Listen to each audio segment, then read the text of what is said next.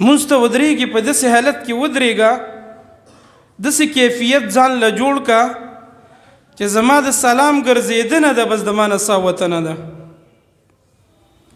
په دې مانځه کې دا مرګ ځان ته دومره رانږدې کا چې دې په تمه باندې مه کښېنه، کېدی شي چې ته سلام ونه ګرځې. ډېر مؤمنان مسلمانان من کتلی دي او تاسو به هم کتلي، مانځه ته ودرېږي سجده کې تسا وځي، په قیام باندې ولاړ دی راپرېوځي ساتي وځي.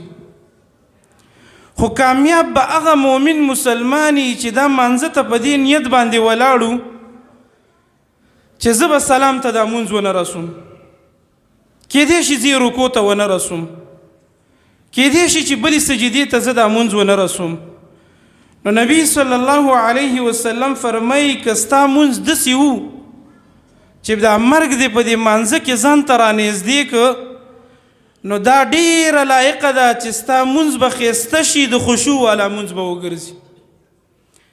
بیا په دغه حدیث کې نبی صلی الله علیه وسلم فرمایي وصلی صلاة رجل لا يظن ان يصلي صلاة غیرها.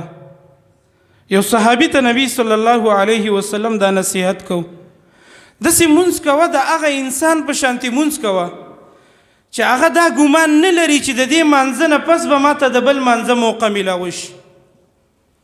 داسې مونځ وکړه چې دا ستا د ژوند اخرنی مونځ. په دې مانځه کې دا مرګ ځان ته دومره رانږدې که چې ته فکر نه کړې چې بل مانځه ته به راشم. نو دا سبب دی د دې خبرې چې ستا مونځ به د خشوع والا وګرځي. زمونږ دا ذهن دی یاره دا مونځ وکړو بل مانځه ته به راشم، بل ته به راشم، بل ته به راشم، نو هغه شته مونځ زما او ستا ګډوډي زما محترمو خشوع پکې نه وي. ابو ایوب انصاري رضی الله تعالی عنہ ته نبی صلی الله علیه وسلم وصیت کړی و اذا قمت للصلاة که چرته مانځه ته ودرېدې فصل صلاة مودع.